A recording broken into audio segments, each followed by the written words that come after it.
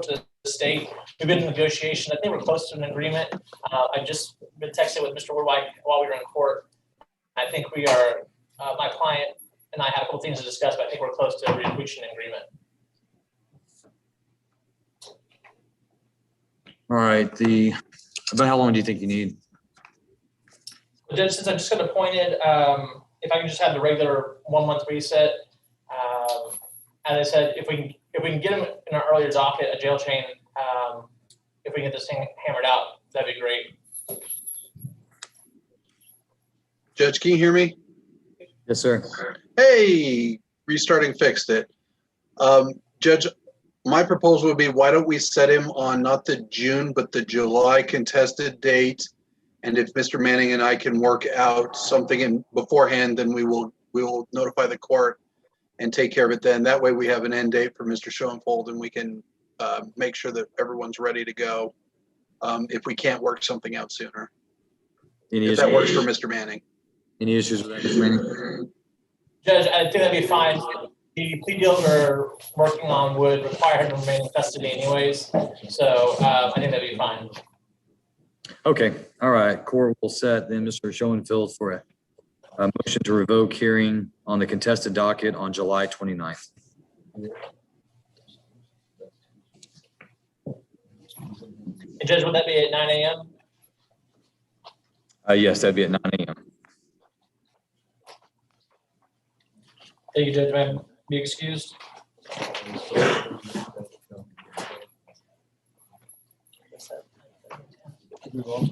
Yeah. Yes, sir. You may. Thank you, Judge. Yes.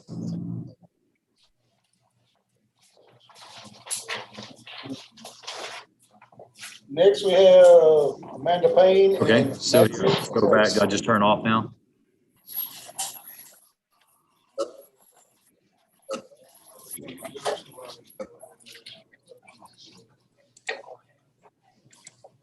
All right. Okay. Thank you. Have a good day, Great. Judge. Thanks for your patience and your help today, Leonard. You're welcome. Bye-bye. See you.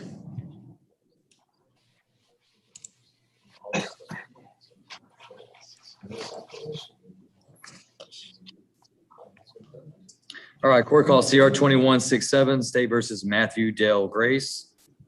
And Mr. Grace is set for docket call today, Ms. Payne. Yes, Your Honor, that's correct. And what's the announcement? Right now, discovery is incomplete. I don't have labs available to me in the portal. And I also don't have an offer from the state, which is partly my fault because I haven't reached out to them yet. I will do that this afternoon. So can we have a reset and hopefully we will come to an agreement before the next docket setting.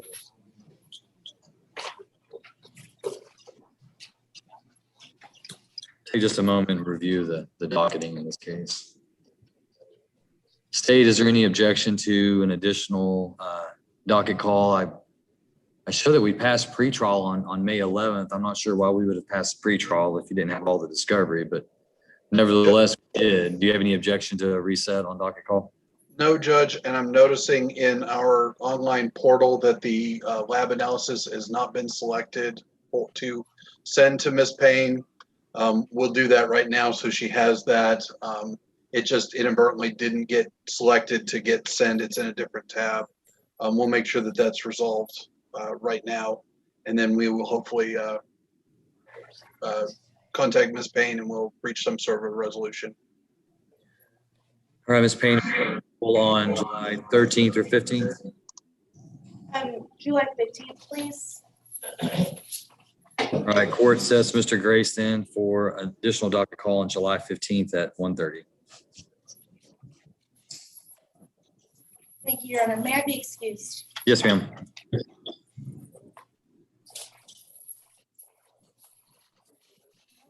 Who's next in the chute? You're up. Hunt with Chad Atkins.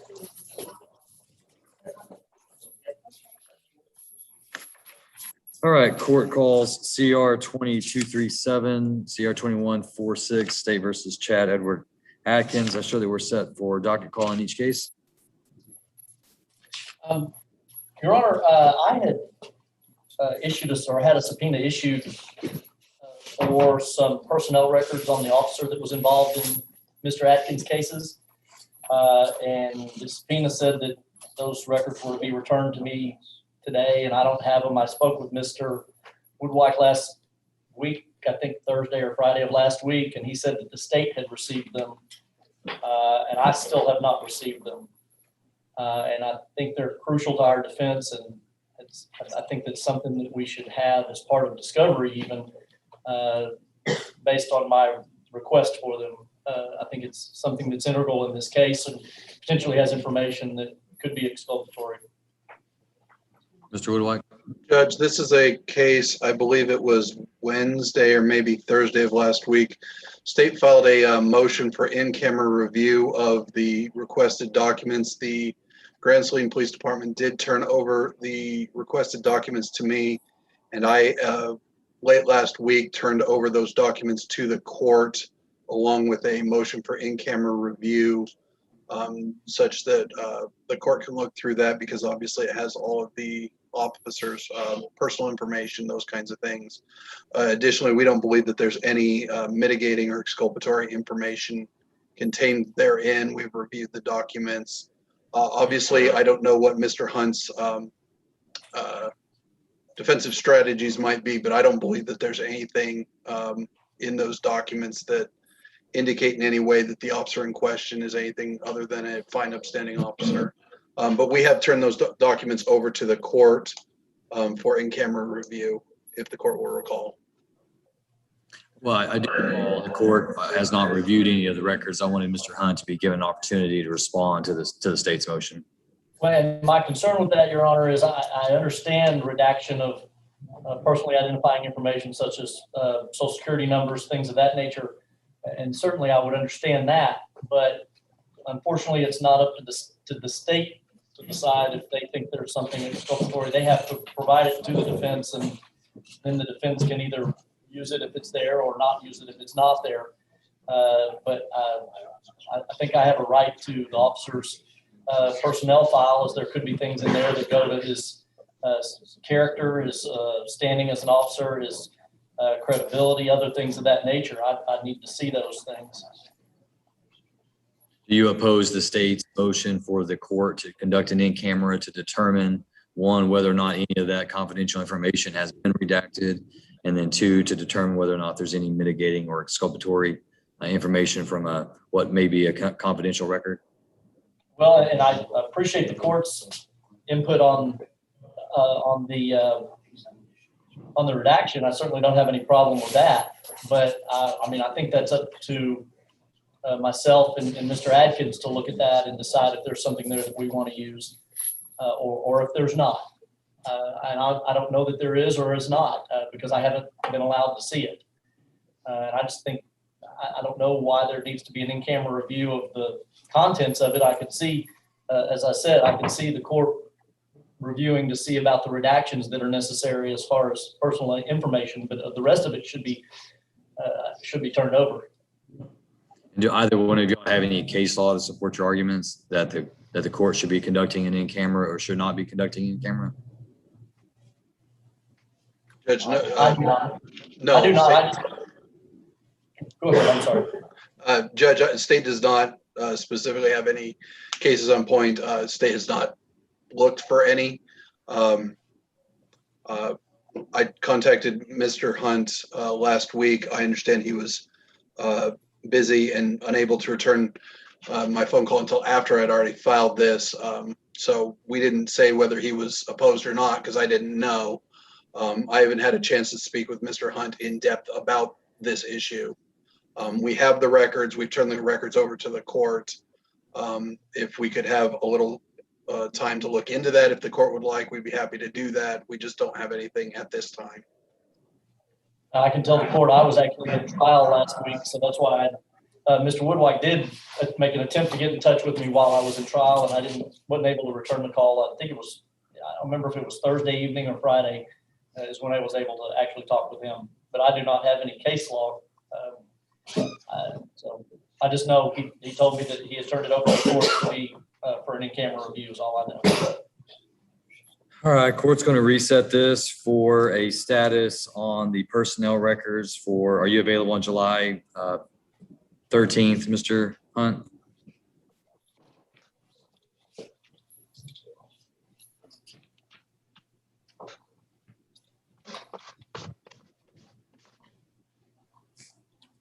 Yes, Your Honor.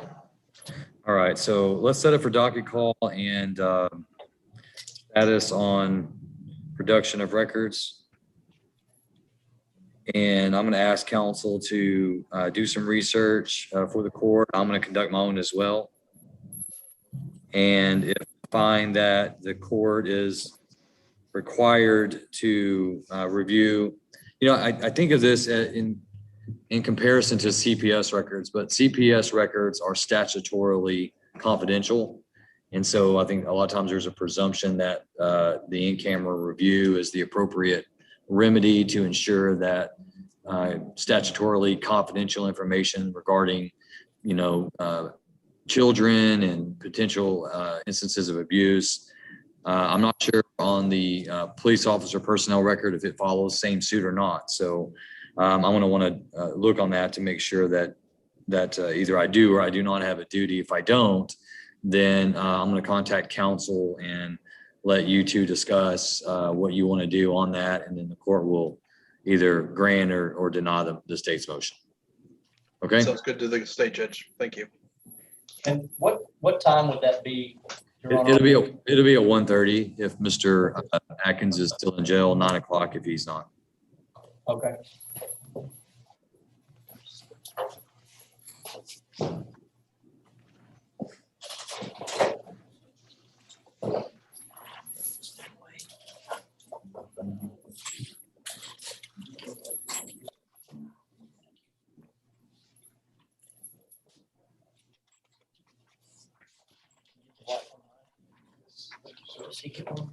Yes. Okay. Thank you, Your Honor. May I be excused? Yes, sir. Thank you, Mr. Hunt. Thank you.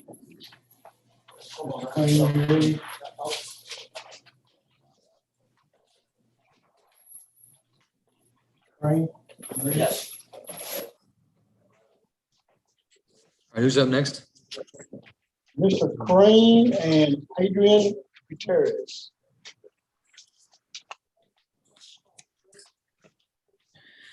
All right, this is cause number CR 2168, State versus Adrian Gutierrez. Show that we're set for pre-trial, and I believe the defendants also filed a motion to reduce bond. Go ahead, Mr. Crane. Yes, we're here for the trial scheduling order. We're ready to go to trial in the fall, hopefully. And if the prosecutors need more time on the motion to reduce bond, I certainly would be glad to give it to them. However, if they're ready to argue it now, I'm ready to go forward with that too. Well, pre-trial is not so much a scheduling order as it is a time under the Code of Criminal Procedure to raise any contested pre-trial issues, motion to quash, motions to suppress, to raise any pre-trial issues for discovery, things of that nature. Have you filed any pre-trial motions? No, I've just got assigned to the case in the past week, sir. Okay. Have you gone through all the discovery? No, I have not. Okay. So you don't really know at this point whether or not you have any pre-trial issues. You can't really. That is correct. And I was going to ask you for another 30 days if you could give that to me. Okay. Any objection from the state on resetting for an additional pretrial to allow Mr. Crane to review all of the discovery so he can decide whether or not he has to file a pretrial motion? No, Your Honor. Thank you. All right. So are you available on July 13th, Mr. Crane? Yes. Okay. We'll set Mr. Gutierrez on July 13th for an additional pretrial. And we'll go ahead and take up the motion to reduce bond. Go ahead, Mr. Crane. Yes. Can we go ahead and set that for 1:30 on July 13th? Well, it's a standing time at 1:30. If Mr. Gutierrez is in jail, it'll be a standing time of 9 a.m. if he's on bail. Very good. Nothing further, Your Honor, from me. Okay, well, let's go ahead and take up your motion to reduce bond. Okay. I'd like to call my first witness, Adrian Gutierrez. Mr. Gutierrez, if you'll raise your right hand, I'm going to call you for the limited purposes of the court considering whether or not it should reduce your bond. Sir, do you swear that the testimony you give to the court today will be the truth, the whole truth, nothing but the truth, so help you God? Yes, I do. Okay, you put your hand down. Go ahead, Mr. Crane. Yes, do you know how much your bonds are in Van Zandt County? $18,000. No, I think that's the 10%. $180,000. Right. How much do you make a year on average? About 12,000 to 13,000. What kind of work do you do? I work at restaurant and maintenance. Would you be willing to have an ELM on your ankle if the judge required that should you be released? Yes, And what do you plan on doing when you get out? I'm going directly to work. I have a job lined up. Do you have a place to live? Yes, I do. No further questions, Your Honor. State. Mr. Gutierrez, you understand you're charged with aggravated assault with a deadly weapon, is that correct? Yes, I do. Do you know who the alleged victims are in that case? Yes, I do. And I don't need to know their names, but who are they in relation to you? They were my neighbors. I sold that property. Okay, so you no longer reside as in a neighbor relationship to them, correct? Absolutely correct. Okay, and you understand that there's, I believe there's no contact conditions in place on you, correct? Yes, sir. And I believe Mr. Crane asked you if you'd be willing to do a GPS. Is that correct? Yes, it is. Okay. And you understand that there's a substantial expense associated with that as well, correct? Absolutely. And you're comfortable with being able to afford that? Not knowing the price, yes. Okay, He just made me aware of $400 a month. Yes, I'm able to do that. okay. And you're understanding that and you would be willing, let me rephrase that, to not go anywhere near the alleged victims in this case, correct? Yes, sir. I desire to go over here. Judge, I have no further questions. We rest. Mr. Crane, how much are you asking on each charge? I'd like it to be reduced to $15,000 for $5,000 on each charge. And again, if he's willing to wear an ELM, we'll know he's going to abide pretty shortly thereafter.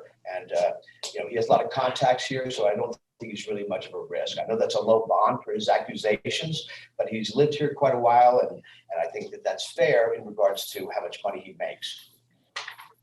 So you want $5,000 on each?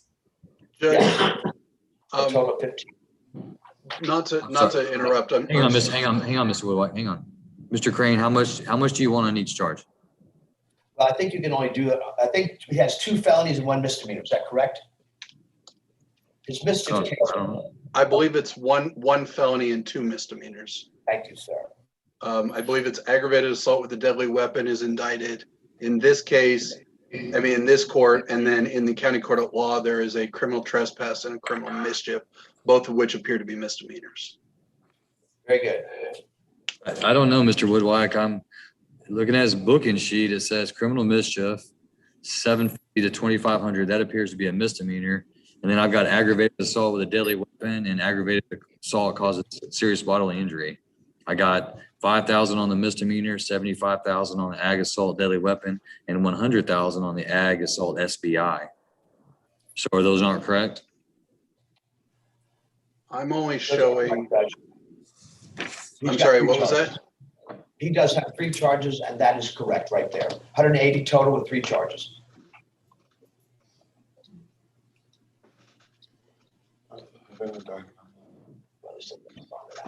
Judge, if I could have a minute to look, my system's only showing the aggravated assault with a deadly weapon that occurred November 21st of last year. And then the 2 misdemeanors from October. If I could have a moment. Sure, go ahead.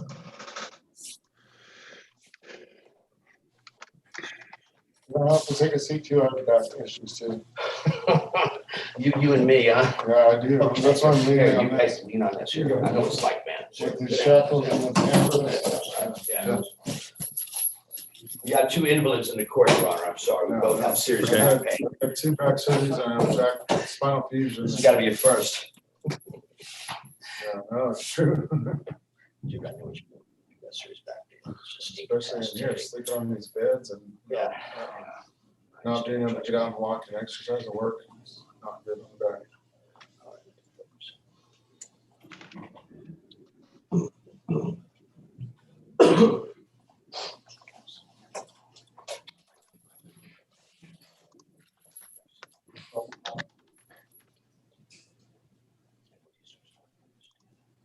Yes, sir.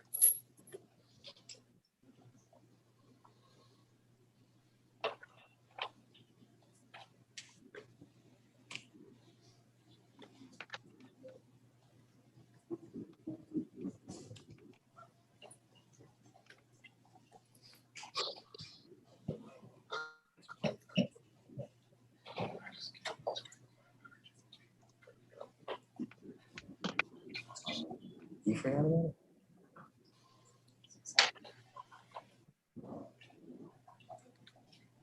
Is there somebody else that take off the case and this one?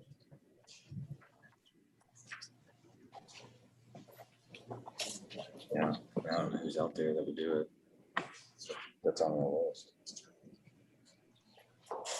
I'm not sure.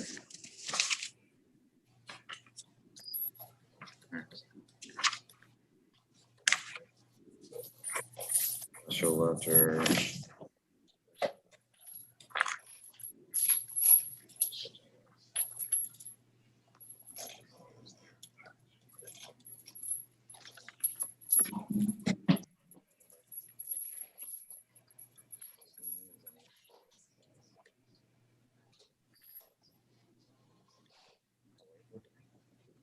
Yeah, let's just do that.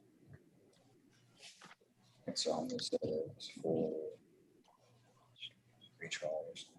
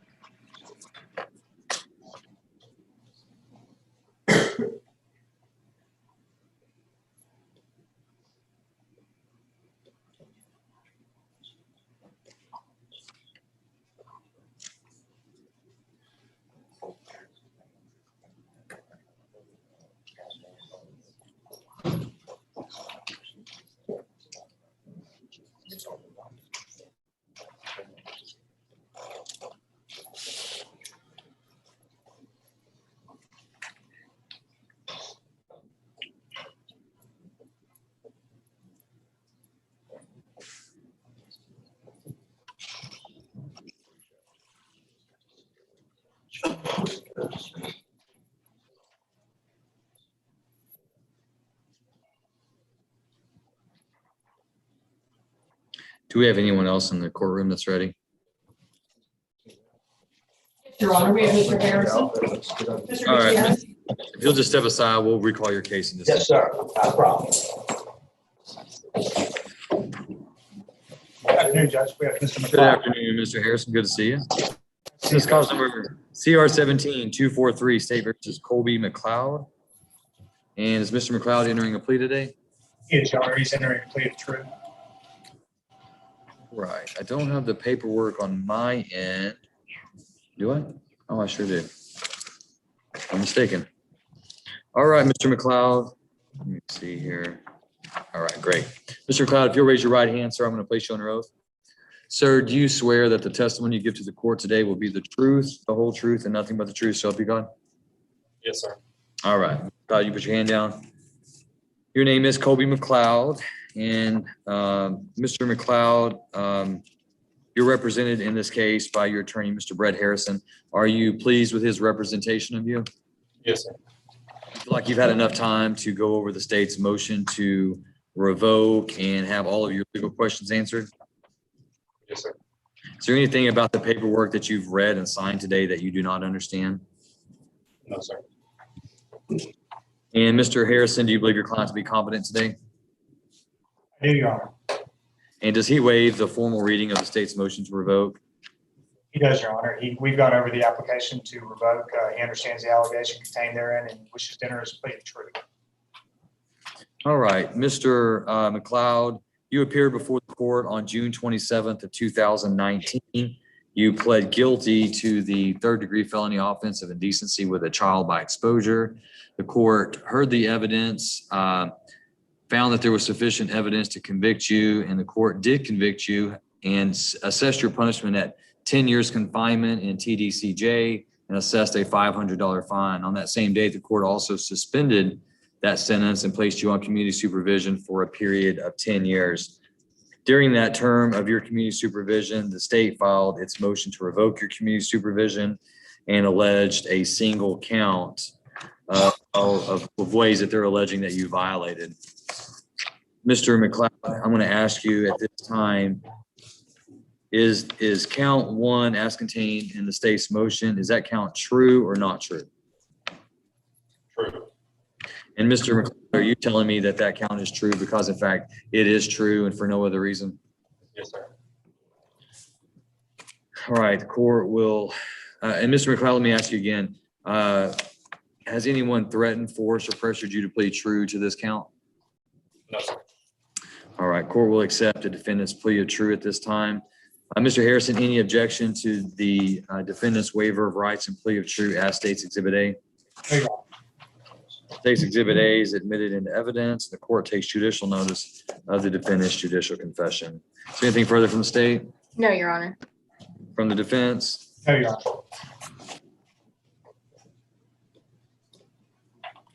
All right, then based on the evidence presented to the court finds that Colby McLeod has violated the terms and conditions of his community supervision. The court will follow the plea agreement in this case. The court finds count one to be true. The court, upon revocation of the defendant's community supervision, assesses his punishment at 3 years confinement in the Texas Department of Criminal Justice Institutional Division. The court orders Mr. McLeod to pay the balance of his financial obligations, including court costs and fines. And the court awards Mr. McLeod 26 days credit towards his sentence in this cause for time that he has spent in jail on this case. Mr. McLeod, I'm going to have you go with the bailiff to be fingerprinted, and then you'll be remanded to the custody of the Van Zandt County Sheriff so he can carry out the terms and conditions of the sentence. Good luck to you, sir. Thank you, Your Honor. That's all the business I have. I'd be excused. Yes, sir. Good to see you, Mr. Harrison. I see you, Judge. Thank you.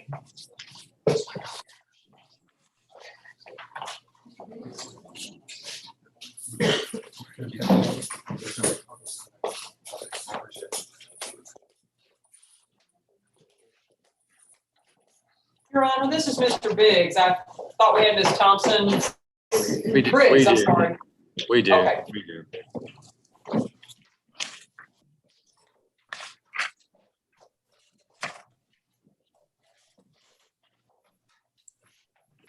Just going to join her in here for just a second.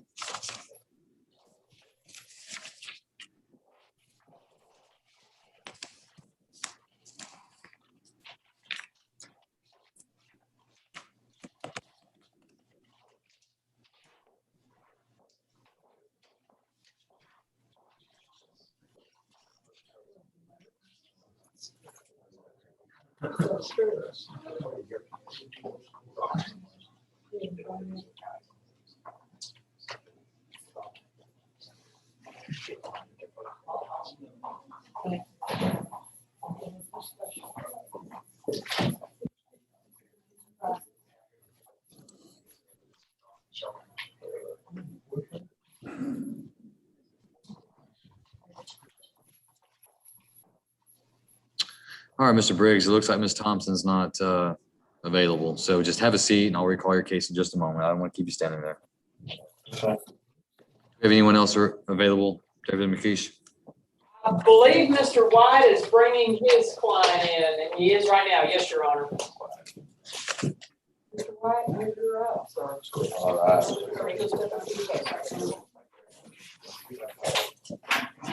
Right, this is cause number 2020-607, State versus James Ethan Fields.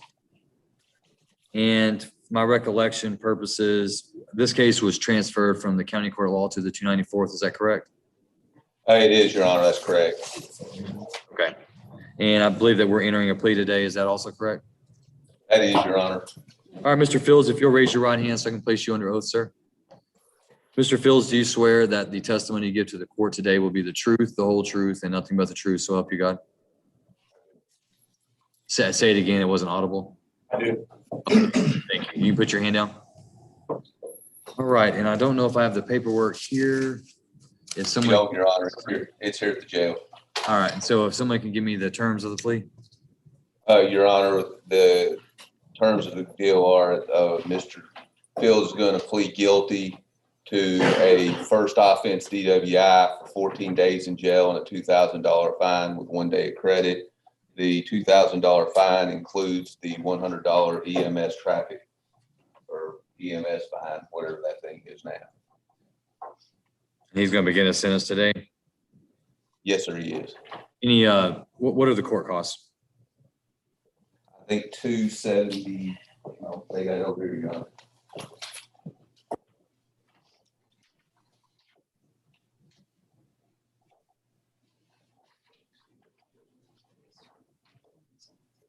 Yeah, the court costs are $290, Your Honor.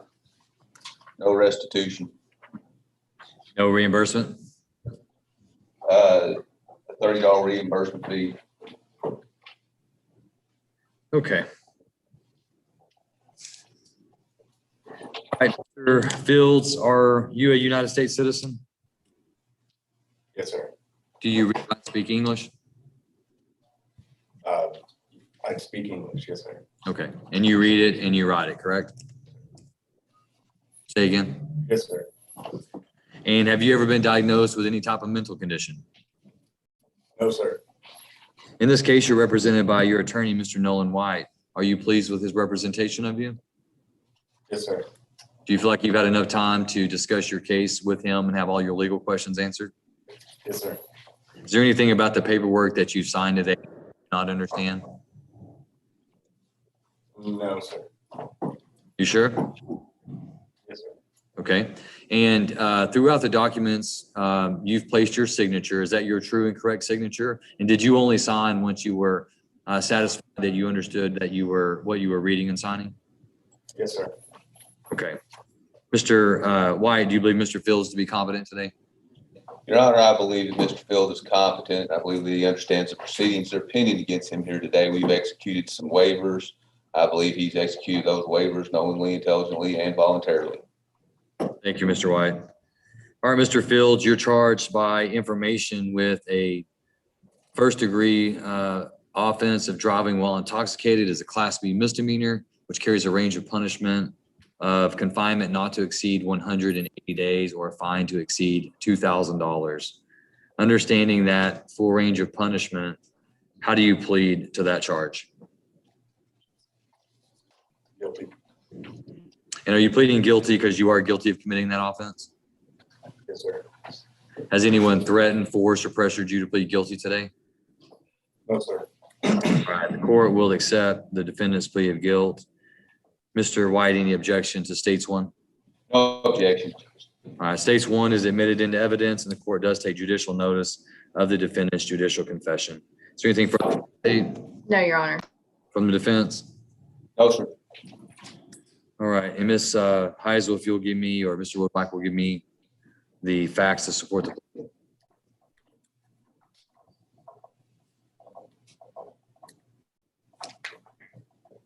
Judge, I will if you'll give me just 1 second to pull it up. Sorry, we were trying to figure out Mr. Gutierrez's situation.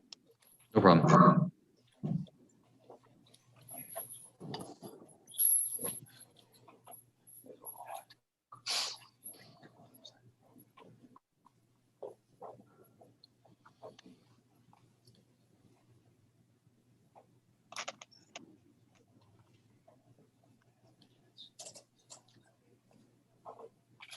Judge, it appears that Mr. Fields was involved in a one-vehicle crash here in Canton. DPS responded to work the crash investigation. When they arrived on scene, Mr. Fields had a strong odor of alcohol emitting from his person. His eyes were watering heavily, and he had very slow speech. They asked him to perform field sobriety.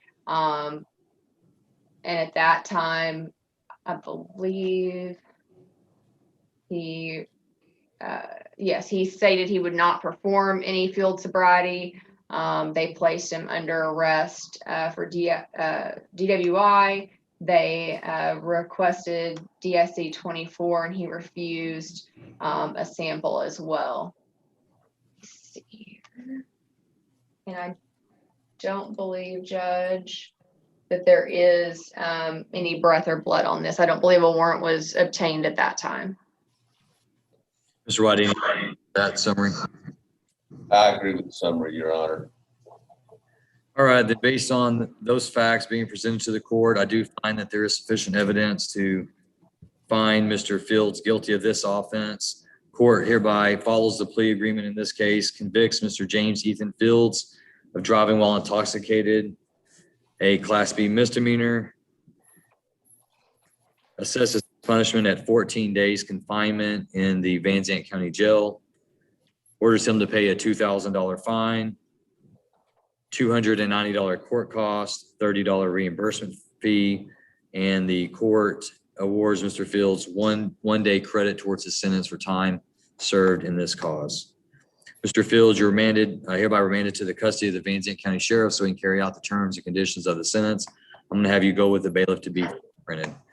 Upon being released, Mr. Fields, I'm going to order you to report to the Van Zandt County Courthouse so that you can make arrangements to discharge the monies that you owe towards your fine, court costs, and reimbursement fees. All right. Go with the bailiff at this time to be fingerprinted.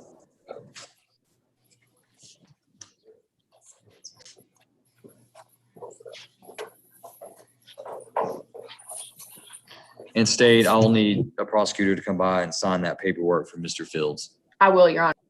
All right, thank you.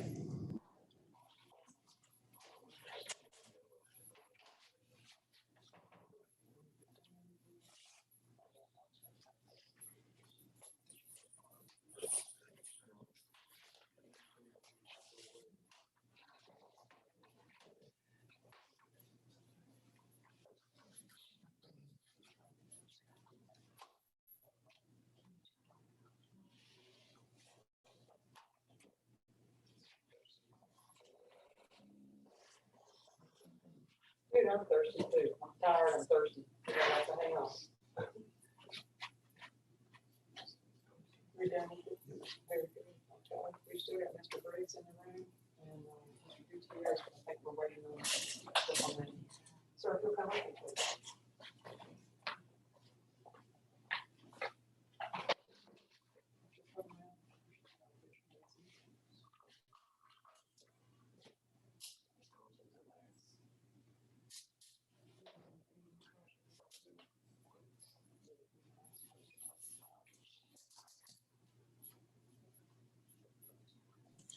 We have any other inmates that are ready? Mr. Briggs, ask him if Mr. Thompson. She is, yes. Ms. Thompson, you ready? Yes.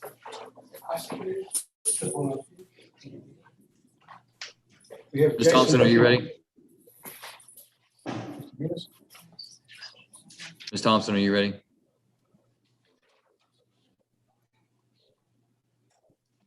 Yes, Your Honor.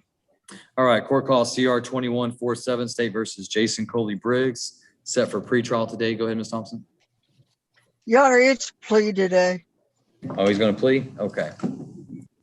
All right, and if somebody can tell me what the plea is going to be.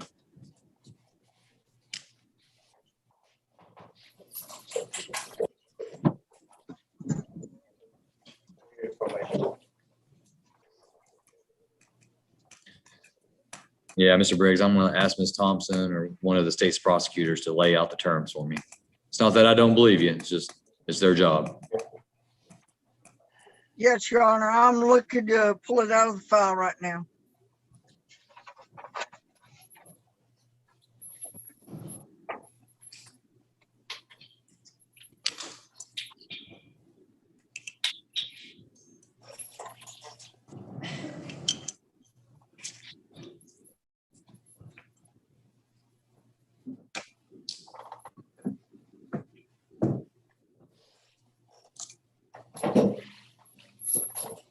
Your Honor, can you recall it in just a few seconds? I don't think- Judge, hold on. I've got it pulled up, Ann. Sorry, I was indisposed for just a second. Judge, upon the defendant's plea of guilty, state would recommend punishment be assessed at 2 years institutional division of TDCJ, probated for a period of 4 years, a fine of $2,500 and $180 restitution. Reimbursement fees of, I believe, $35, attorney's fees of $500, court costs of $290.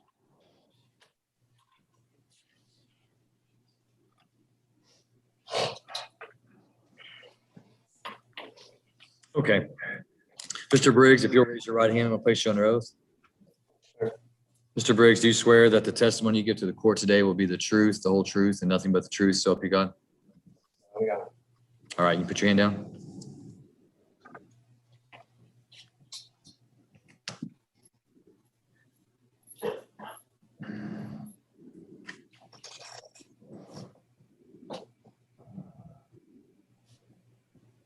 All right, Mr. Briggs, you are Jason Coley Briggs, correct?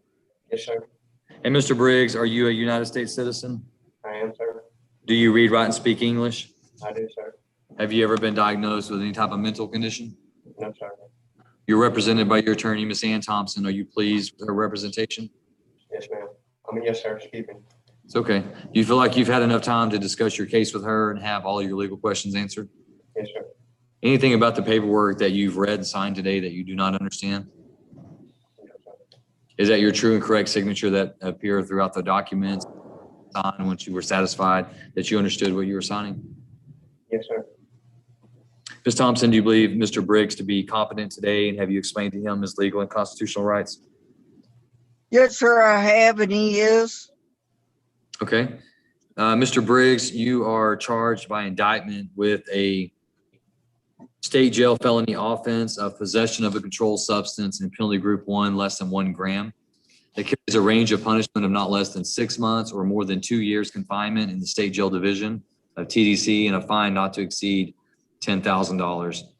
You've heard the state's prosecutor read to me the plea agreement in this case, and that's what you're asking the court to approve today. Is that right? Yes, sir. And you believe that if I approve this, you're going to be able to successfully comply with all the terms of your probation? Yes, sir. All right, Mr. Briggs, understanding the range of punishment in the plea agreement, how do you plead to that offense? Guilty. Are you pleading guilty because you are guilty of committing that offense? Has anyone threatened, forced, or pressured you to plead guilty? No. All right, court accepts the defendant's plea of guilt at this time. Ms. Thompson, any objection to states 1? No objections, Your Honor. All right, states 1's admitted into evidence and the court takes judicial notice of the defendant's judicial confession. Anything further from the state? No, Your Honor. From the defense? Nothing for the defense, Your Honor. All right. Mr. Woodwhite, can you give me some facts to support the plea? Yes, Judge, on the date in question, February 13th, the defendant was pulled over for, looks like a license plate issue. The officer notices some evasive behaviors from the defendant. He asked for consent. The defendant says no. They call out a drug dog, but before the dog can alert, the defendant admits to a few blunts of marijuana in the vehicle. They then search the vehicle and find in a blue bag a crystal-like substance that is later tested to become methamphetamine. And let me see the lab results on this. Which the lab tests to 0.91 grams of methamphetamine. Thank you, Mr. Woodward. Any objection to that summary, Ms. Thompson? No, sir, it's right. Okay. All right, then based on that evidence presented to the court, I do find that there's sufficient evidence to convict Mr. Briggs. The court will follow the plea agreement in this case. Court convicts Mr. Briggs of possession of a controlled substance in penalty group 1 less than 1 gram. Court will assess his punishment at 2 years confinement in the State Jail Division of TDC. The court will suspend that sentence and place him on community supervision for a period of 4 years. Court also assesses a $2,500 fine, orders him to pay $180 restitution, $35 reimbursement. Court orders $500 court-appointed attorney fee reimbursement to Van Zandt County, and also orders him to pay $290 court costs. Mr. Briggs, you're hereby remanded to the custody of the Van Zandt County Community Supervision and Corrections Department so they can carry out the terms and conditions of the sentence. I'm going to have you be fingerprinted. And then after that, I want you to meet with Ms. Burns there in the courtroom to discuss the next step on your probation. Yes, sir. Thank you, Judge. You're welcome.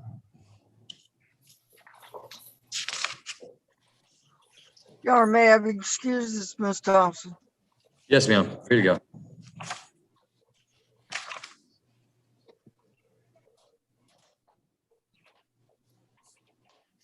Hey, Deputy McLeish. Yes, sir. There's 3 individuals, actually 2 individuals, Abram Rice and then Matthew Hogg, that are represented by Bill Stevens. Yes, sir. If they haven't been brought up yet, then there's no need to do notice of resets. He's in trial in jury trial in Kaufman County, and so the court's going to need to reset those dates. Yes, sir. And I believe that I reset Mr. Stevens earlier today. If you just want to get information to them that I'm going to reset their case until Mr. Stevens is available, we're going to reset those to July 13th. Very good, Your Honor. They are actually here in the room, so they heard you say that, but I'll make sure they get reset notices as well. Okay, and Mr. Hogg, I don't know if Mr. Hogg was set for plea today or not. It says plea on mine. I don't know. State, are y'all familiar with that at all? I'm sorry, Judge, I didn't hear that. What was it? Matthew Tom Hogg was set for plea with Mr. Stevens, but he filed a motion for continuance because he's in trial in Kaufman County. Are you familiar with the plea agreement on Mr. Hogg? Yes, Judge. Was that going to be for time or? It was going to be, I believe, for probation. All right, Mr. Hogg, if you'll go ahead and step up, please.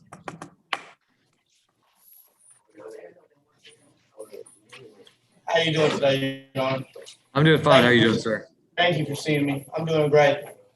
All right, so assuming that you heard what I said, that your attorney, Mr. Stevens, can't be here today because he's in another county doing a jury trial, and he asked to reset the hearing today. Was it your understanding that you were going to be doing a plea agreement today? Yeah, I was going to sign for 5 years probation and time served on my misdemeanors. That was part of the plea agreement, I believe. So. All right, give me just 1 second.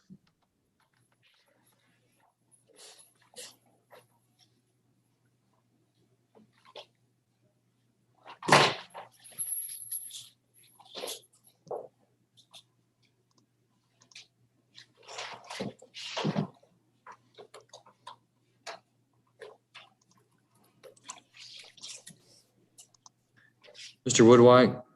Yes, Judge. You know what I'm thinking already, don't you? I do, Judge. Do you have any thoughts on that?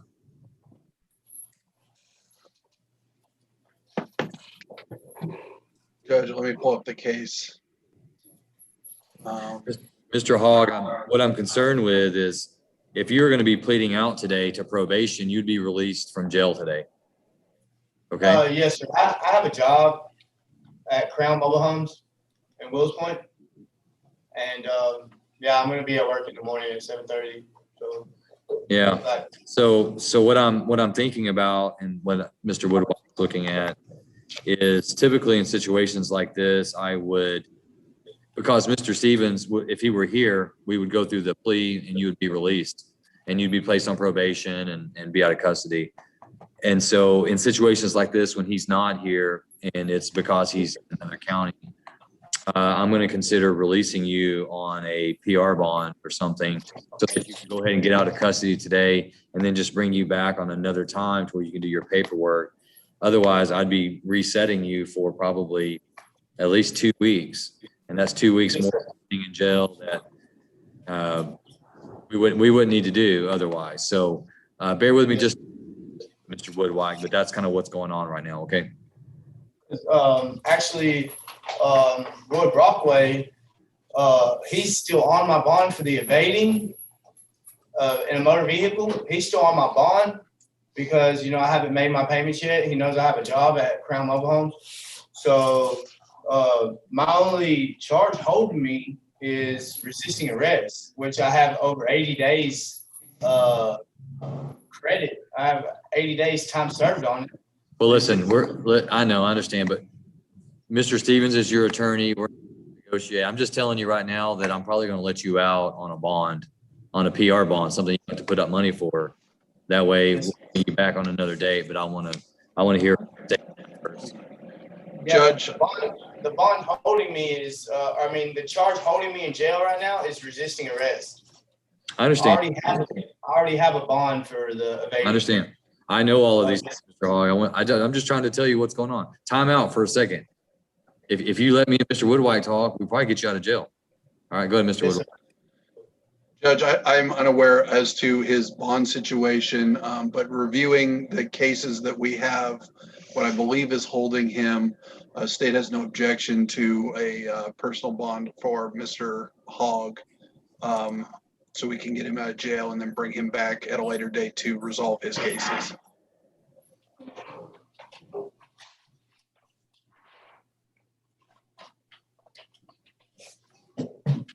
So Mr. Hogg, correct me if I'm wrong. You have 3 cases, correct?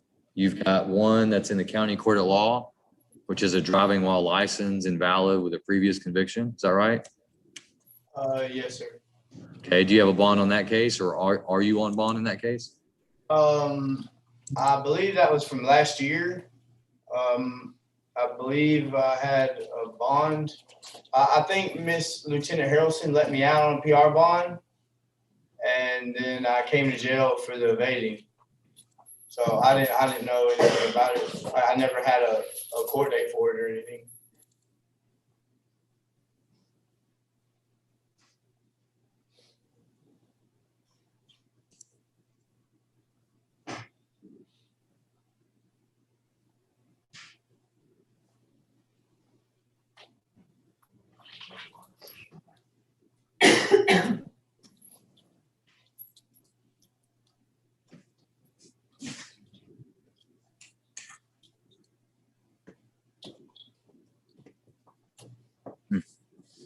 And then the evading, Lloyd Brockway's on that bond. And then he's on a bond for the assault with a family member, which I'm innocent, but because, and then whenever the sheriff and his chief deputy came to the neighborhood and took me to jail, that they gave me a resisting arrest. I understand. I don't see a resisting arrest. I see 2 meetings.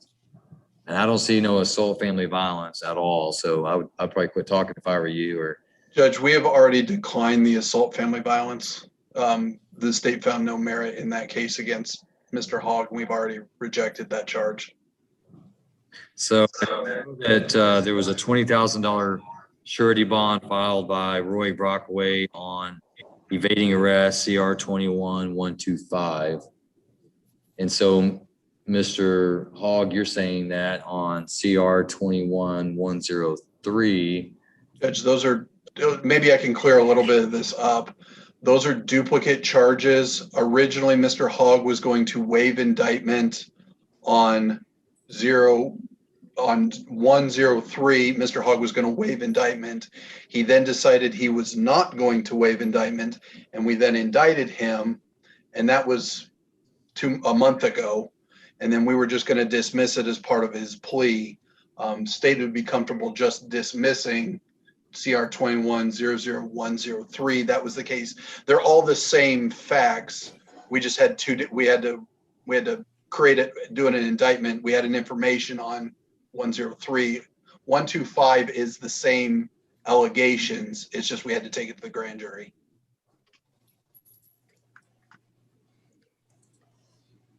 So on 125, Mr. Hogg is saying that he posted a $20,000 surety bond with Paul Nichols and Clyde. Yes, sir.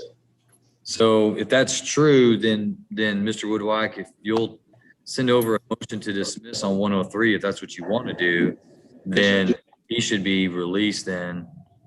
That would be the only case holding him, correct?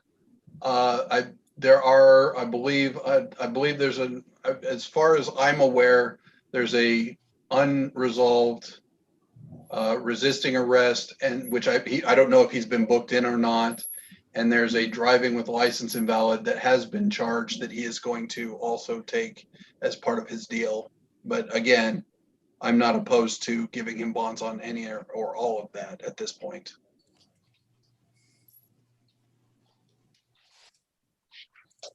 So Judge, to make this easy for everyone, how about I will look in our system, figure out what's holding him, and I will either bond or resolve all of the cases that are holding him. That way we can get him out as soon as possible. Okay. I like that. Mr. Hall. Yes, sir. If I release you today. All right. And I'm going to listen, quit talking, just listen. Just listen. I'm going to release you today, and I'm going to set you to come back on July 6th. Okay? Yes, sir. So that you can do your plea on July 6th. Do not make me regret this decision. Because if I regret, you will not. If I regret my decision, then the next time we meet up, you will regret your decision. Yes, Your Honor. We understand each other? Yes, sir. All right. I'm ready to get back to work. So Mr. Woodwike, when we finish court, he'll send over the paperwork, and I'll get it signed, and we'll get it sent out to the jail. And then you come back on 7/6 and do what you're supposed to do. Yes, sir. I'll see you in court. Yes, sir. Have a good day, sir. Appreciate it. You're welcome.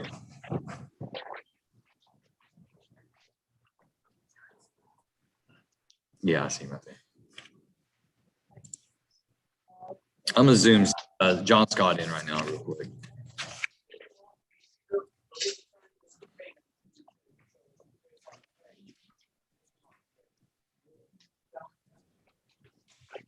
Mr. Scott, you see and hear me okay?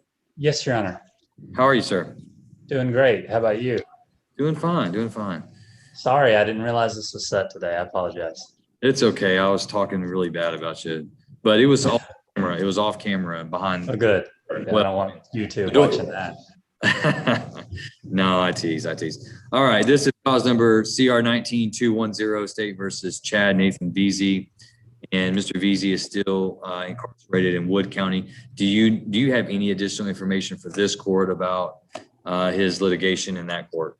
I do, Your Honor. He keeps me updated through letters, and we write back and forth. He told me they have a trial setting for him on August the 2nd.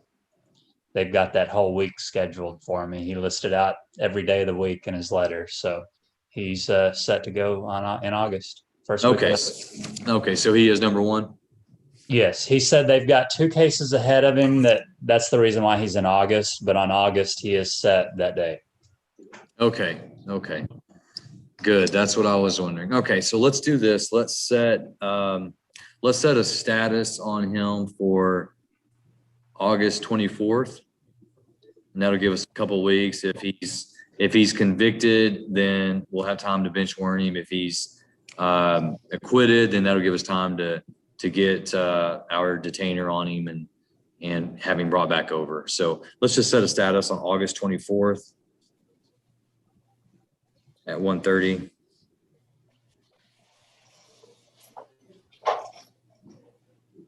And I appreciate you doing it for me. Yes, sir. Again, I apologize. I got it on my calendar. Oh, it's okay. I must have slipped it last time.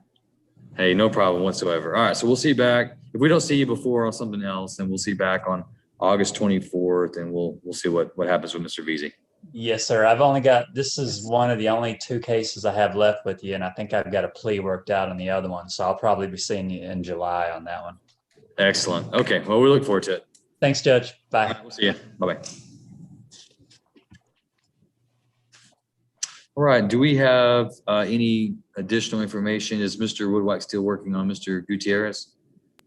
Yes, Judge. What we can see of the jail system was showing Mr. Gutierrez not booked in on these charges, but the warrant's still outstanding. The jail has informed us that that is incorrect, but I know Mr. Woodwhite was working on getting the arrest warrant affidavit for the new charge because we didn't have a case yet. So let me go check on him real quick and see if he's ready to proceed. Okay. And what about Mr. Joshua Mcmartin for Mr. Bingham? Is he in the court? Present. Okay. And Judge, we sent the paperwork over to the jail through probation. Okay, well, I'm going to want to discuss that case. So just hold what you got and let me bring Mr. Bingham in. Okay. Mr. Martin, if you'll go ahead and step up. How you doing, Judge? Doing fine. How are you? Good.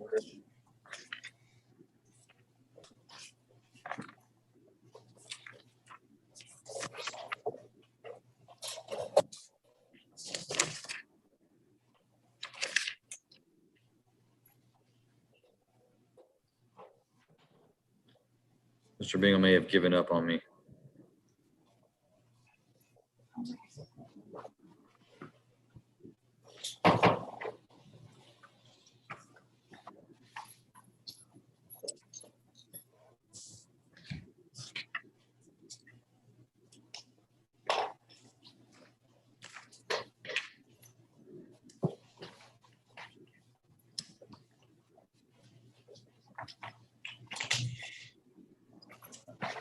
You don't have to do more work. I'd hate to put more work on you, but I mean, they should know that when I ask them, set this date or that date, the only time it matters is when they're not here. So.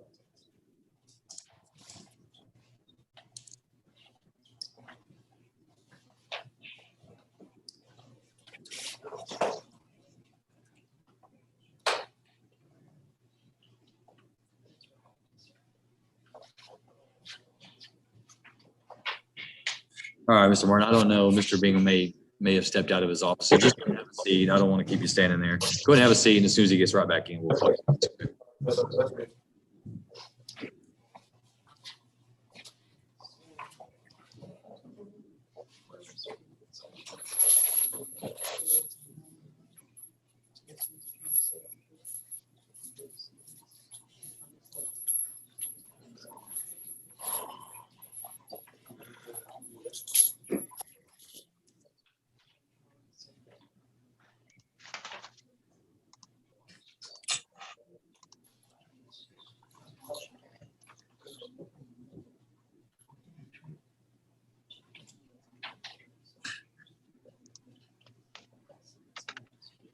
All right, Mr. Martin, you can step back up.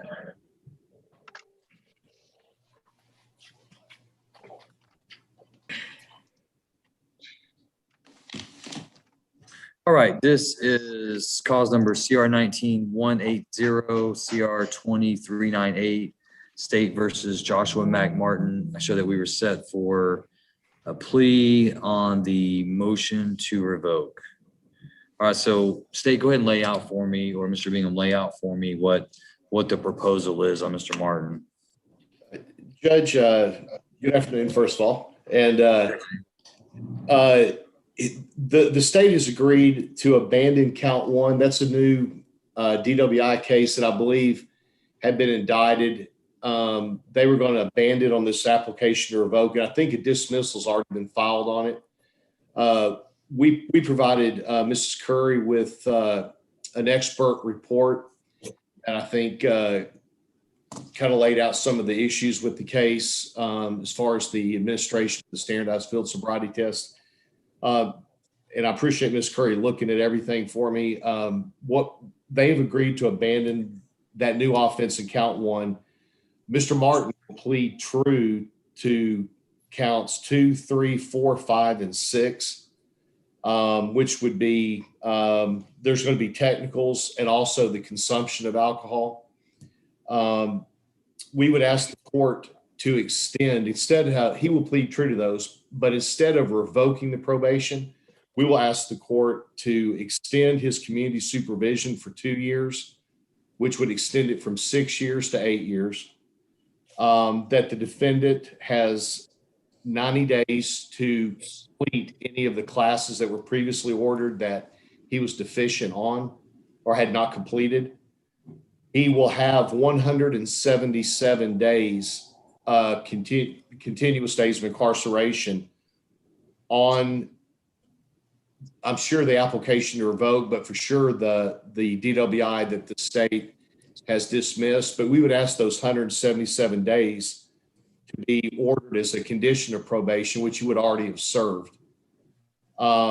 He had completed some of the community service already, but since being incarcerated for 177 days, and I can tell you that I'll represent to the court as an officer of the court, the Van Zandt County Jail would tell you he has done exceptional stuff for them at the jail, including when we had the freeze, pipes breaking, that he was able to get fixed for them, that he's done incredible stuff for them, that Mrs. Curry has agreed that that would complete his community service restitution on the case in which he's on probation for.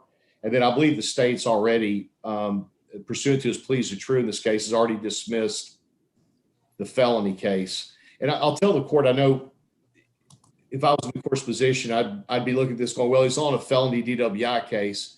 He has a new DWI case.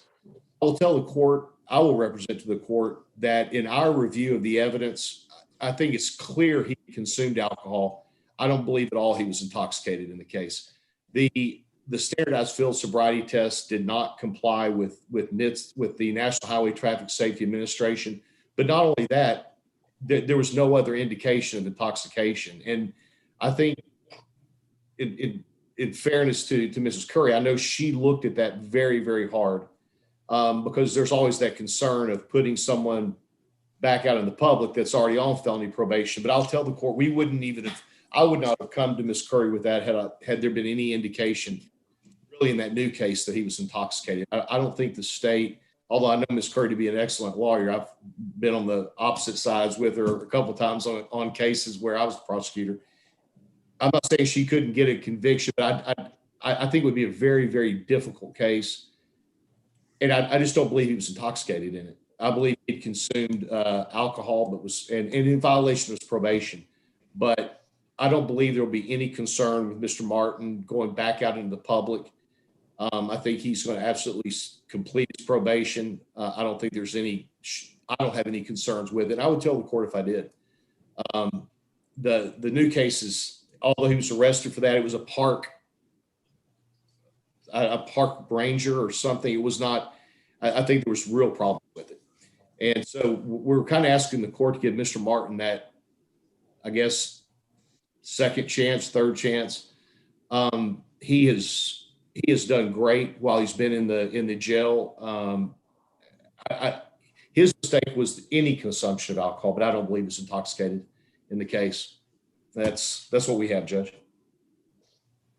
Ms. Curry, do you want to, and before I ask you to, I guess, comment on that, Mr. Bingham has hit the nail on the head with my concerns. You know, where I sit, you know, Mr. Martin he had a DWI third. So let's just call that his true third in 2018, then 2019, resolves this case with another DWI third. So let's call that 4. And then he's on probation for DWI and he's still drinking alcohol. He doesn't have an intoxilizer on his vehicle. He's not doing his community service. He's not doing his drug assessment. He's not doing his drug offender classes. And he gets arrested on another suspicion of DWI. So my concern is obviously exactly what Mr. Bingham has said, is that why should I sign off and put Mr. Martin back in the community? He seems to do well in custody, right? He seems to do well in custody, as a lot of people do who have drug problems, and alcohol is a drug problem. Why should I not reject this and require, you know, some type of, you know, drug rehab rather than, detoxing for 177 days in the county jail. That's one big concern. And I do understand that Mr. Martin has done a good job while he's been a trustee at the Van Zandt County Jail. Yeah. Repairing things and doing those things. I'll tell you right now, I don't agree with his community service hours being logged in the jail. I think he'd be getting a double benefit for that. Being treated as a trustee gives him additional liberties within the jail as he's doing that work. Community services to be done in the community. And if Mr. Martin was going as a probationer and going to the jail and fixing things, that's one thing. But I think it's a poor policy to allow trustees to get community service hours when they have been alleged to violate their community supervision. So I've got those two issues, and the one is obviously a bigger concern is has Mr. Martin's drug abuse, and there was also a cocaine case that was considered in 2018, and he's had no drug assessment, he's had no evaluation. So from where I sit, there's very little for me to go on to believe that he's not going to be back here on his DWI 6. And all three of us have been prosecutors at this point, and I think we all worried when we go to bed, do we make a decision where the next time that we see somebody, it's going to be a manslaughter case, or someone's daughter, sister, or mother, brother, father have been killed by a drunk driver. My concern is, how do I know that Mr. Martin from where I said, he hasn't had anyone assess whether or not he's able to handle his addiction to alcohol. Could I make one suggestion? Yes. I know I've Yes. had these discussions with Mrs. Curry, so I know she's concerned as well. Would the court entertain the no driver's license for a period of time? Immediate assessment. We use a lady who's it's Lisa Danley, who is a counselor who specializes in addictions here. And to put for a period of however long the court wishes to give that assurance, scram device where it registers any consumption of alcohol immediately. I believe it's, I'm not that familiar with them, but I think it's something that goes on the ankle. It would detect any consumption of alcohol. We could get him into Lisa Danley, and he could report there at his own expense or talk with her. I think she does Zoom, has been doing a lot of Zooms, but she's out of Smith County, or anyone that the court feels comfortable with. Get that alcohol assessment, and just he's not to drive. And for whatever period of time, the court, we're really obviously at the mercy of the court. I know we've had an ongoing conversation with Mrs. Curry, and I know it was the new offense that we had a lot of discussion with, because I think that was a very, very difficult case to prove, because I just don't think he was. But I understand the concerns, and anything, we're really in a position of saying, I believe he can complete it. Not just, my family's on the roads too out there, and I don't want anyone to get hurt, and I don't want him to get hurt. But anything we can do to give the court that comfort of as much counseling as he needs to go to, get that immediate assessment from the counselor as to what other conditions the court wants to assess. And obviously the court can assess anything it wants to. We're going to agree to it. We're not going to object, obviously. Getting that device that detects the immediate consumption of alcohol, and a driver's license, no driving for whatever period. I have a lot of faith. I really believe in him. I've talked to him many times. He understands the severity of it. And I really believe that he'll comply with the conditions, but I think there's things we can do to make sure if he consumed any alcohol, it'd register immediately with that ankle device. But I certainly understand the court's concerns. I have a lot of faith in Mr. Martin as well. And I'll tell you the other thing, Judge, he could sit in court. He could sit and be incarcerated for another 177 days. If the court gave him, of course, the court gave him 10 years, he'd actually do a lot more than that. But on a 2 or 3 year sentence, he doesn't have that much more to do, and he's back out anyway. So we're hoping to get him on probation and keep him on there for that 8 years. It gives a lot more accountability, I think. If the court gave 10 years, I think he would do a significant portion of that. They do in TDC, but we're hoping there's other things we can do to leave him out and give the court that comfort and the assurance, because I understand what the court's saying. Ms. Curry, you want to be heard on this? Yes, Your Honor, thank you.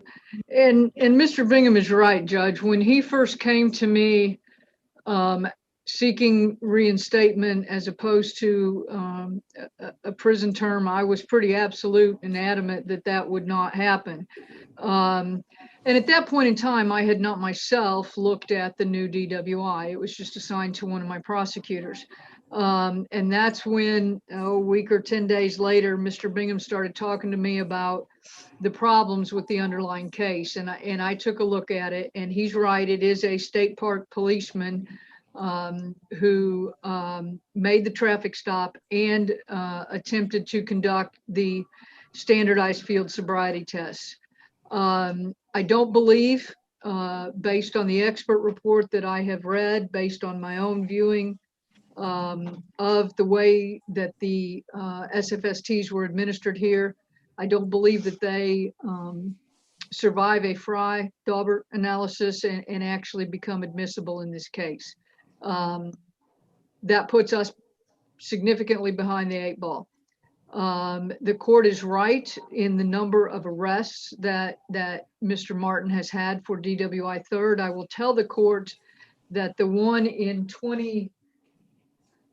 with a 2018 cause number, I don't recall if the arrest was actually in 17 or 18, but it had a 2018 cause number that was dismissed. The blood test in that case came back a 0.049. Still higher than I would like driving on our roadways in Van Zandt County, but not apparently against the law. So then we have this one that he's on probation for, and we did make Mr. Martin a plea offer that he would, prior to Mr. Bingham's representation, that he would probably be out of prison rather quick. But he didn't accept that. And then when Mr. Bingham got involved and started pointing out the difficulties with the underlying case, difficulties for us, I'm sorry, with the second case, that's when I began looking at other alternatives. It was not our intention, Your Honor, that his work in the jail take the place of all community service, only the community service hours he was behind. I don't recall off the top of my head what that number was. I believe that a scram device would afford additional protections, obviously, to the public. I believe that Mr. Martin's driver's license is probably still suspended and will be for some period of time. I just think that this, Your Honor, if he abides by it, will provide more protection to the community than a short prison sentence where he does another year and is back out on our streets. And all of that, together with the fact that we did not believe that the new offense was provable, after I looked at it myself, after I looked at the expert report, all of that led to us making this current plea offer, while I still do share the concerns that the court shares, obviously. So really, I'm being asked to just give him the benefit of the doubt, put him out on scram, that he's not going to drive and that he's going to go do what he was already ordered to do. We ordered him to go do an evaluation. And so now I'm being asked to just let him out of jail in hopes that he's not going to drive, in hopes that he's not going to drink. And, be it as it may that the new offense is not provable, it still doesn't change the fact that there was a vehicle involved, Mr. Martin, and alcohol. Even if we go back to 2018, 19, 20, that seems to, that's my biggest concern. And he didn't even have an interlock device when he was ordered to. That's one of the violations alleged.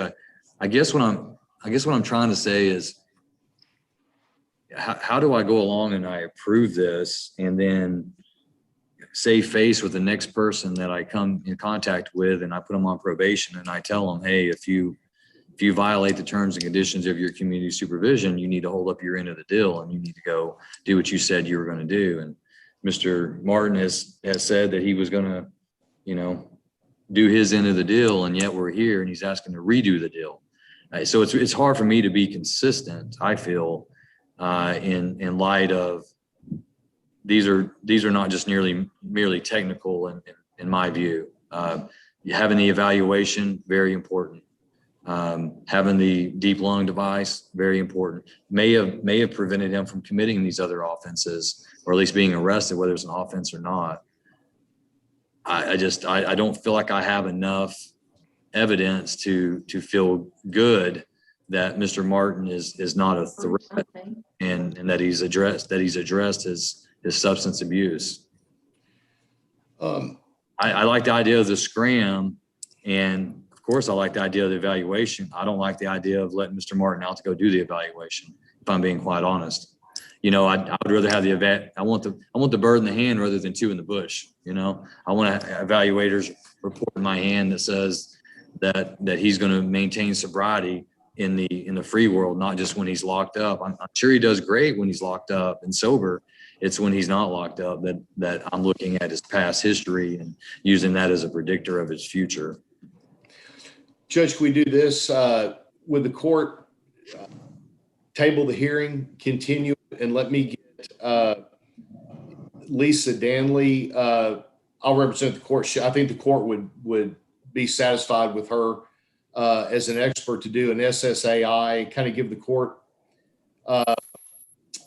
maybe a long-term plan that she would suggest for treatment, and do the drug and alcohol evaluation of him, and then kind of come back and revisit the hearing. Because I think the court's headed towards, and I understand what the court's saying. I think the court's headed towards denying, or going ahead and possibly not following what the recommendation we have, if he was to enter those pleas are true.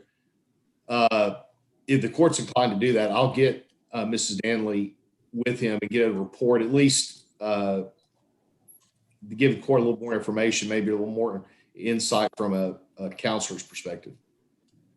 Well, it's not that I oppose that. I prefer to use the people that I have contracted with my probation officers. And I don't know if probation's there.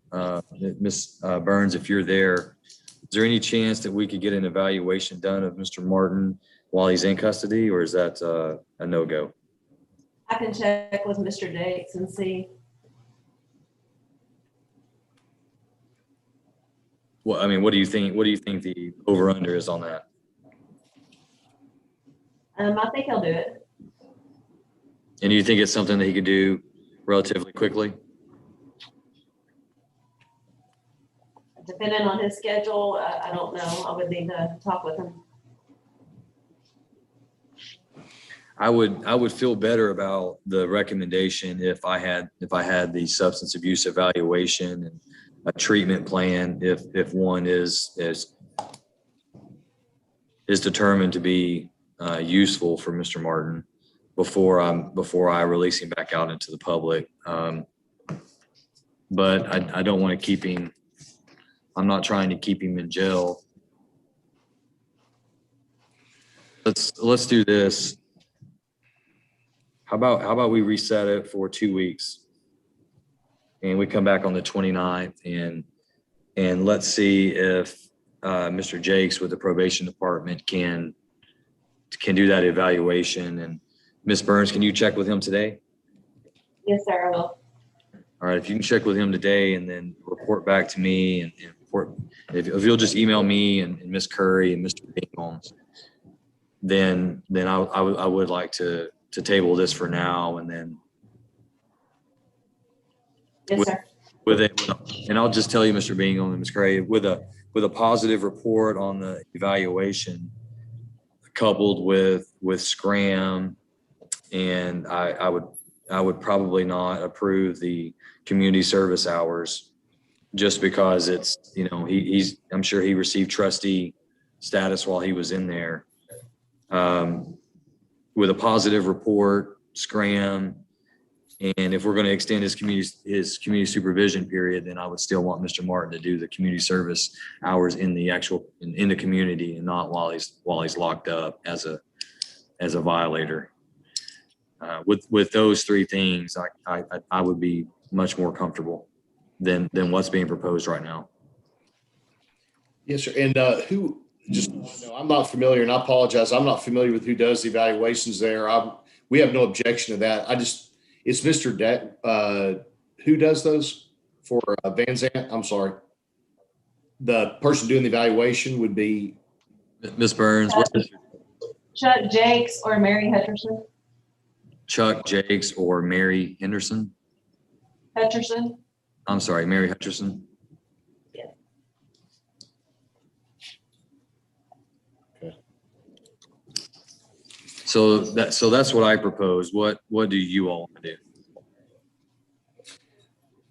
Well, we were hoping to be able for him to be able. He has young kids. I think that's been the difference for him. And talking with him was he's never been away from his kids that long. And I was a prosecutor long enough to know the argument. Well, you had kids when you did it. But I think the reality of it is that the reality's hitting. He's been gone from his children 177 days. He has young kids. He is desperate to see his kids, and they are desperate to see him. And that's been, I think, the biggest motivator for Mr. Martin is the fact that he has not got to see his kids for that long. So if there's any way for him to be out pending I know that's the kind of the point of having that is you don't want to let him out till he's had it. I would just hope to any way to get him out pending that to be able to be with his kids a little bit for those 2 weeks if he's not driving or what. That's really our goal is for him to see his kids and be able to be out for that time. But I don't know if there's a way to do that. Well, I believe for me, just being direct and honest, the way for me to feel comfortable with that and not be worried, that he's going to be out, go report, get the evaluation comes back and says he has, high recidivism on substance abuse and likely to use. And then, I've got him out in the public. So okay. I think the only way to do that is for me to be comfortable with his evaluation. And had he done that in the first place, I'd at least have something to look at, but he did. That's one of his violations. And I understand the concern, but I think my concern is greater than his concern at this time. And I understand the fathers need to see their children and love their child. I understand that, but yes, sir. I'm sure that this is a long-term resolution for Mr. Martin and not a short-term, because I feel like if I don't cross my T's and dot my I's and we're right back here, then, Mr. Martin can add a 10-year sentence and he's gonna be worried about 7 years without seeing his kids versus, another 14 days. Yes, sir. What time on the 29th? Do you have any scheduling issues that day? I usually just set everything at 9 a.m. and just take the ones that go quickest first. Okay. Yes, sir. Let me, but we can set it in the afternoon if you've got scheduling issues. I have no, I'm actually setting your court already at 9 o'clock on another case, Dimitri Worsham. So I'm going to be there anyway. Okay. Well, let's just set it then for June 29th. And I'm not setting it on that date with the intent of hearing a contested case. I don't want you to think that. I'm resetting that because that's the next available criminal docket, and to give enough time to have him evaluated and for me to consider, the agreement. So I'm not asking the parties to be ready for a contested hearing on that day. Should the court deny it. However, if, y'all want to put it on that day, the court will be prepared for that. Judge, I appreciate it. And thank you to Ms. Curry as well for on the case with us. We'll be back on the 29th, I guess. And I'll get a hold of my client after the hearing and talk to him about kind of I appreciate it, Judge. You're welcome, and sorry for any disappointment in that, but I want to sleep good tonight too. Yes, sir. I understand. All All right. right. So, Thank Mr. you. Martin, we'll see you back on Tuesday, June 29th at 9 a.m. We'll have you brought over to the courtroom. All right, thank you, Your Honor. You're welcome. Thank you, Judge. You're welcome. Thanks. Thanks for being up. Appreciate your patience and having to deal with all Yes, sir. the technology issues today. No. Usually goes slightly smoother than that. Yes, sir. It's not a problem. Thank you. You're welcome.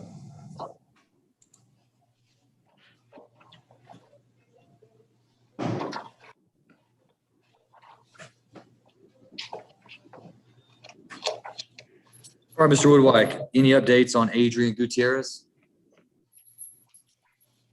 Yes, Judge, we have received a affidavit of warrant of arrest for the new aggravated assault with serious bodily injury.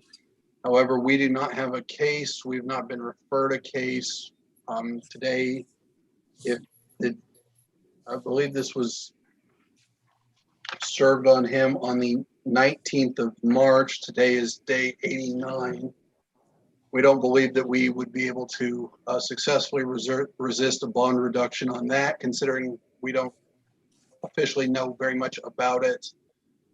We would lodge our same objections as to the indicted case, just that he be placed on GPS monitoring. I think there's already no contact conditions. Sounds like he has those in place already.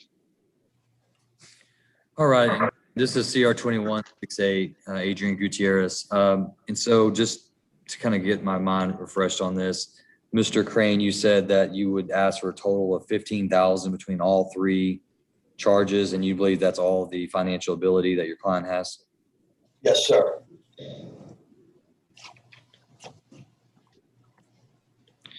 All right, court's going to take that under advisement, and I will issue an order at the end of the day, and I will have that email to both the state and to you, Mr. Crane. Thank you, Judge. Appreciate it.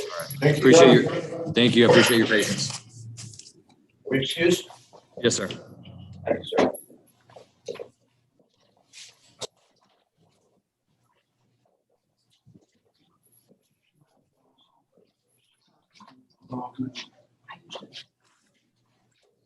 Your Honor, is there anything else we can do for you here at the jail? Oh, look, let me see. So you did communicate to Abram Rice that his case was reset to 7/13? Yes, sir. Okay. And we took care of Mr. Hogg. I've signed those orders that you sent over, Mr. Woodwike. Mr. Abraham just brought those in. I've signed those. Thank you for doing that.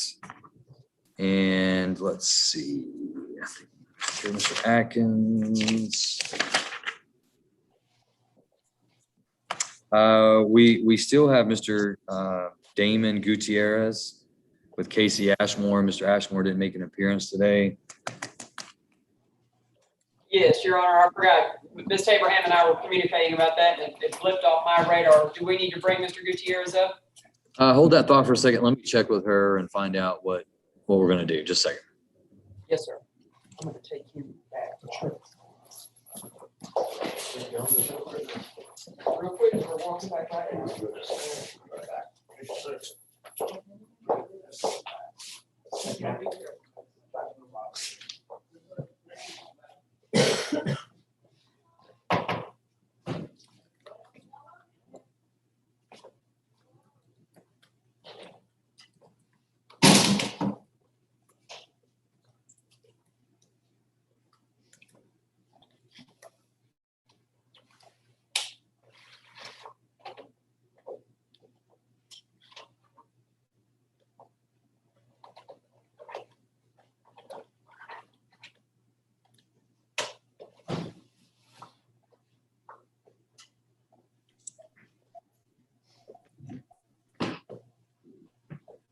All right, Deputy McCreesh, you still there? Or did she take Gutierrez back? Inmate back. All right, so this is what we're going to do, Mark, on Damon Gutierrez. He's the first one. His attorney is Casey Ashmore. Yes, sir. He was set for arraignment. We're not going to bring him up. We're going to set him for pretrial on July 27th. July 27th, Mr. Ashmore intends to get a waiver of arraignment from him tomorrow morning, so he should be meeting with him. So if we can just have that taken back to him with a note that his attorney will be meeting with him to discuss arraignment and the charge, and that his next court date is July 27th. It'd be at 1:30, sir? That'd be at 1:30 if he's in jail, 9 a.m. on bail. So if you could write that in there, that way he understands if he makes bail between now and then.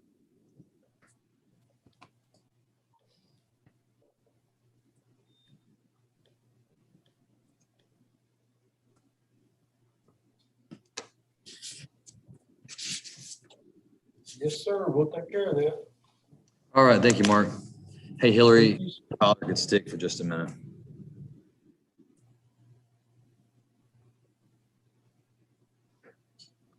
All right, thank you, Mark. I appreciate it. I think that's everything. Thank you, Judge.